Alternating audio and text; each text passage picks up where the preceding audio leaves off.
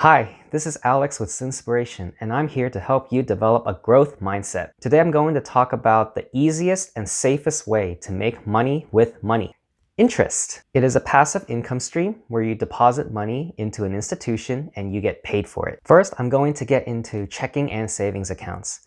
Almost all of us have this one way or another to pay our bills, perform electronic transfers, and also write checks. These include banks such as Chase, Bank of America, Wells Fargo, and Citi, just to name a few. However, all of these accounts only give 0.01% to 0.02% APR. This means if you have $100 in your account, after 1 year, you will get 1 cent of interest. With $1,000, you will get 10 cents of interest, and with $10,000, you will get $1 of interest. But what can you really do with this money? For $1, you can get something at McDonald's, but it's still not enough to cover the sales tax. For 10 cents, there's really nothing you can do with it. And 1 cent, let's not even get into that and skip it altogether. Overall, the interest that you're getting from your checking and savings account is losing to inflation, which averages 2% annually historically. Let me explain how inflation works.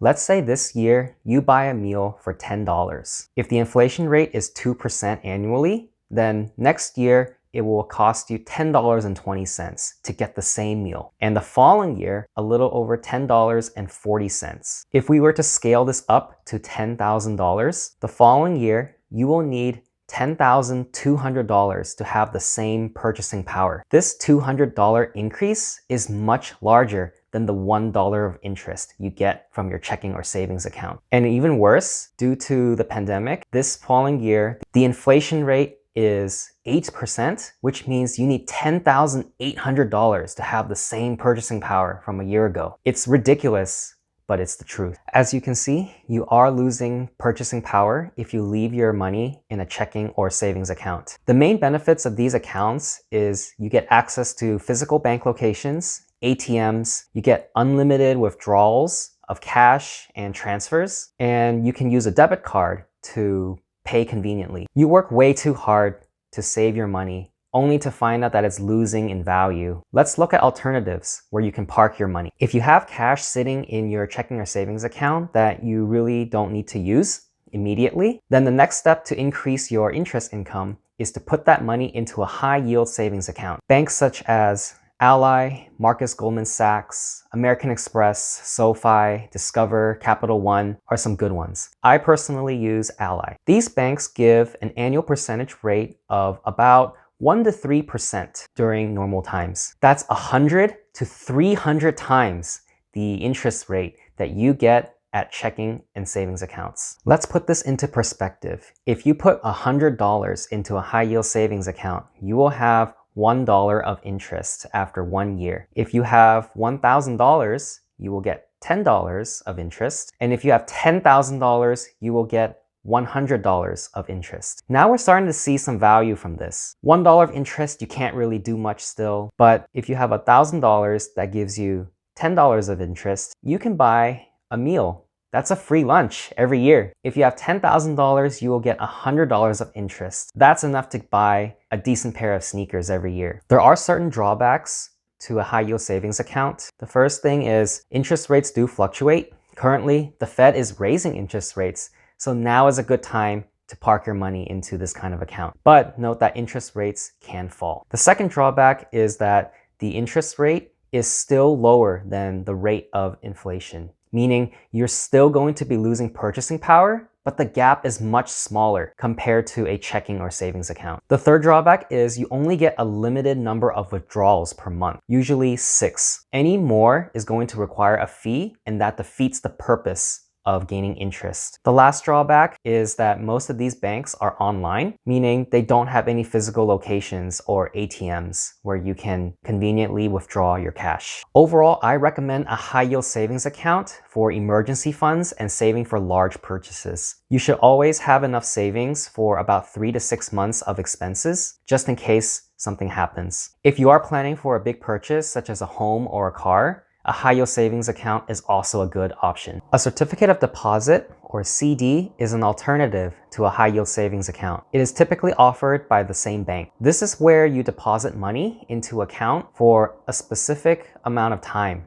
at a particular interest rate, and you get paid this rate until maturity. However, you cannot withdraw this money during this time unless you pay a penalty, which I'll talk about later. The most common CDs last for 3 months, 6 months, 1 year, 1.5 years, 2 years, or even 5 years. The main benefits of a CD is that you get to lock in a particular interest rate for a specified amount of time, protecting you from any fluctuations in the rate. The interest rate on CDs is also typically higher than that of high yield savings. However, you'll want to be careful about putting money into CDs when the Fed is increasing rates, because you don't want to miss better opportunities in the near term. Likewise, you'll want to lock in high rates on CDs right before the Fed is about to lower rates. I recommend CDs if you know for certain you won't need this money in the specified amount of time, because if you do withdraw early, you will have to pay a penalty of days or months of interest. For example, on Ally Bank, you will have to forfeit 60 days of interest if you withdraw early, thus reducing your overall return and reducing your spending power. Historically, I have seen the interest rates on CDs go above the inflation rate, so this can be a way of preserving your purchasing power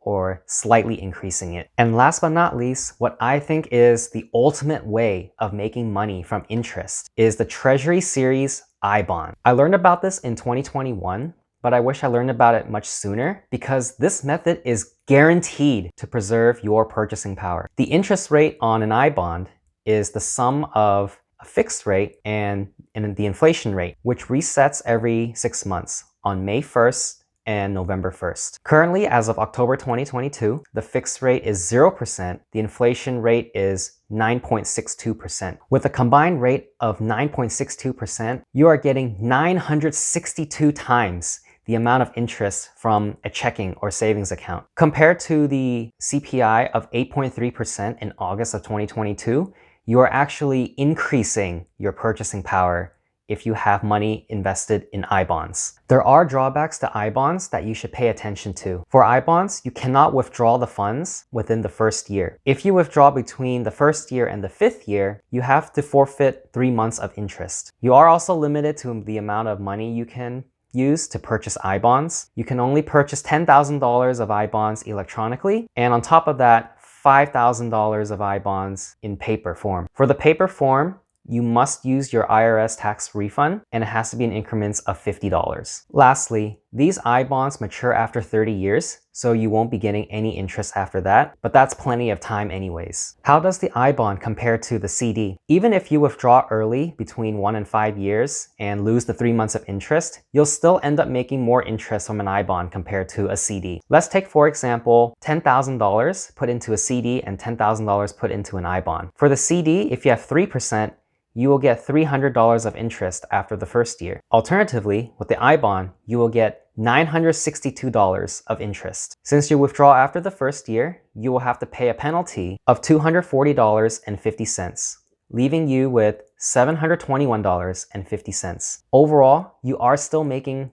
$421.50 more interest from the I-bond than the CD, meaning you're actually doubling your return in this method. Note that as of this video in October 2022, the inflation rate is at historic highs, thus giving a combined rate of 9.62% for I-bonds. As inflation cools off, which we are starting to see, the combined rate of I-bonds will lower as well. I recommend I-bonds as a way of general savings, saving for retirement, and being part or all of your emergency fund. Just be careful about not being able to withdraw the first year, or between 1 and 5 years, you have to pay the penalty.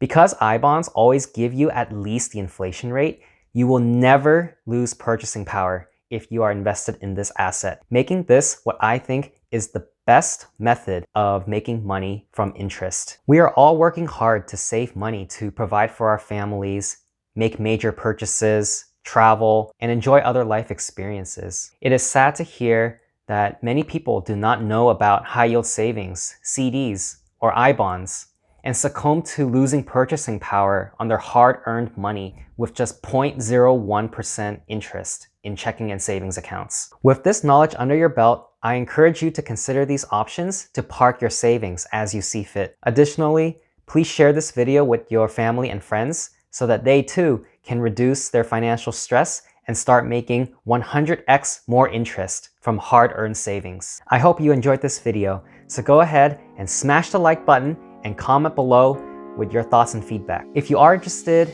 in self-growth, personal finance, career development, and education tips, please go ahead and subscribe to my channel or follow me on TikTok or Instagram. Sinspiration. You've been Sinspired today. See you next time.